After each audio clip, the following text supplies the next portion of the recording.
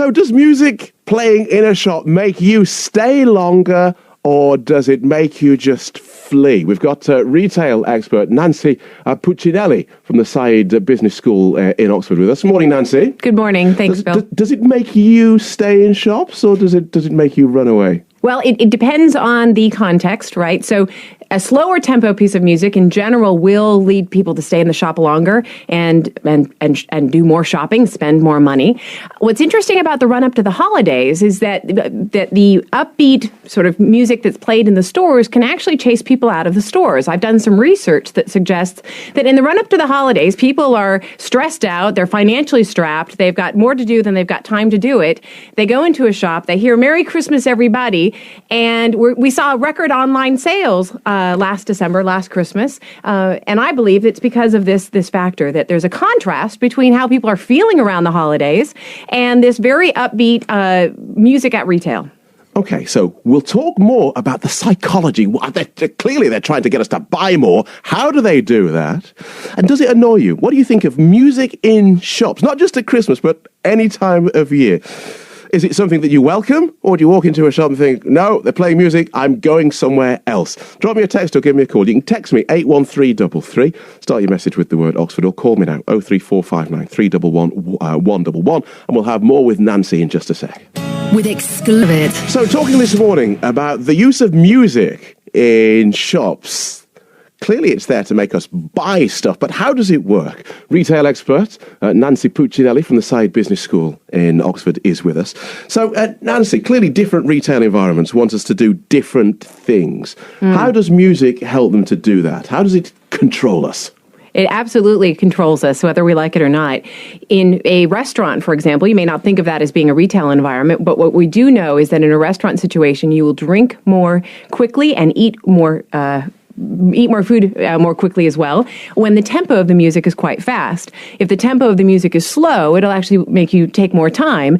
And in a traditional retail context, say in a clothing store, that will slow you down and lead you to stay in the store longer, and tends to make you buy more. So if we wander around browsing in a shop, we're more likely to just, I'll have that. What about in a restaurant, then? Do they want you to eat slower or faster? Well, generally restaurants want you to eat faster because they want to turn the table. So if you're a restaurant, you want a fast-tempoed music, generally speaking, because you want those people to eat quickly and free up the table for the next party. In a Marks and Spencer's, for example, you're going to want slow music because you want people to meander around the store. We know that about 80% of purchases are actually made in store. They're impulse purchases, essentially.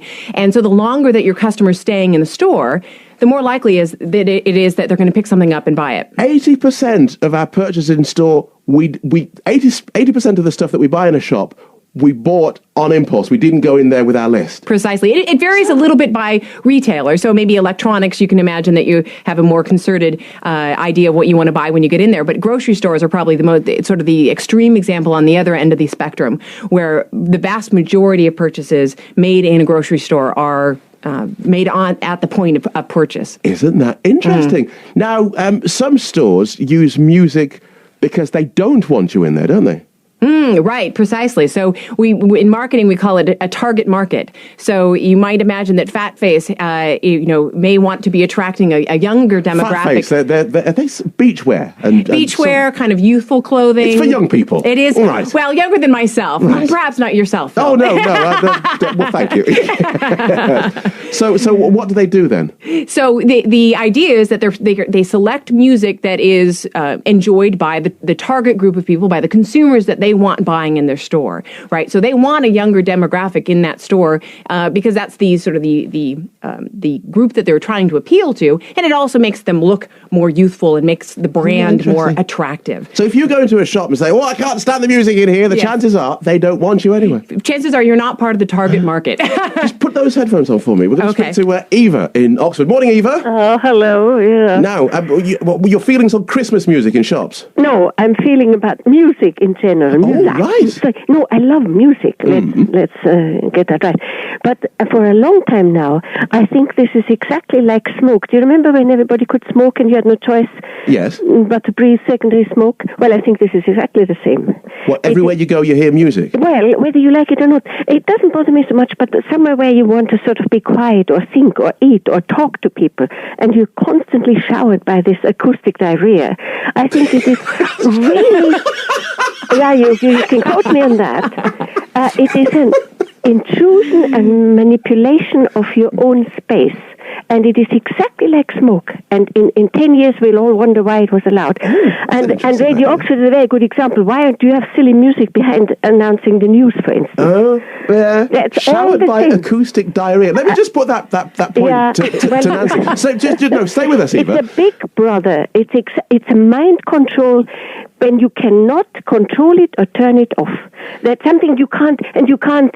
You have to listen whether you want to or not. Yes. It's just like breathing. Eva, give us a sec. So, Nancy, have you come across these perhaps not expressed quite as eloquently and elegantly as Eva expressed it there, but people reacting badly to the music in their environment? Absolutely, right. So some of the research that I've done suggests that music that's very positive at the point of retail can actually turn people away. So in particular around the holiday time where we are right now, in the run-up to the holidays, a lot of consumers are financially strapped. The weather's, miserable. They have a lot to do before, Christmas hits.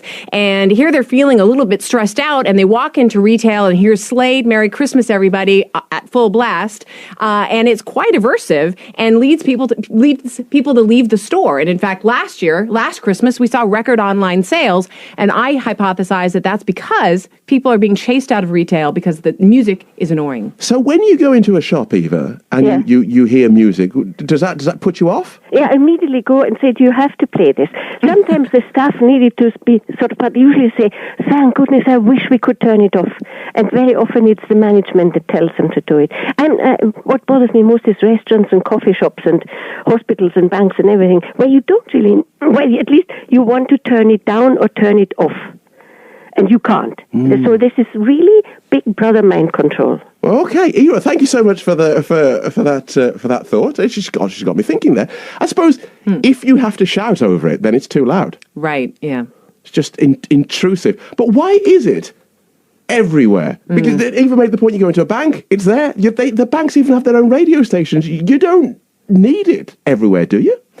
It's an excellent point. It does seem to be ubiquitous. What's interesting, I think, is that many retailers actually will prescribe what kind of music needs to be played in the store. But as it stands right now, most retailers do not seem to have a clear idea about what they're hoping to achieve with the music. But aside from perhaps choosing music that's going to be desirable or enjoyed by the target market, the group of people that they're trying to attract into the store, there's not a lot of thought that's actually given to music. And what's interesting is that it has a tremendous effect on what consumers are doing, and perhaps warrants a bit more thought on the part of the firms that are developing this. They need to get you in and consult on it. Precisely. Thank you so much for joining us this morning, Thank Nancy. you. Retail expert Nancy Puccinelli there from the Said Business School in Oxford.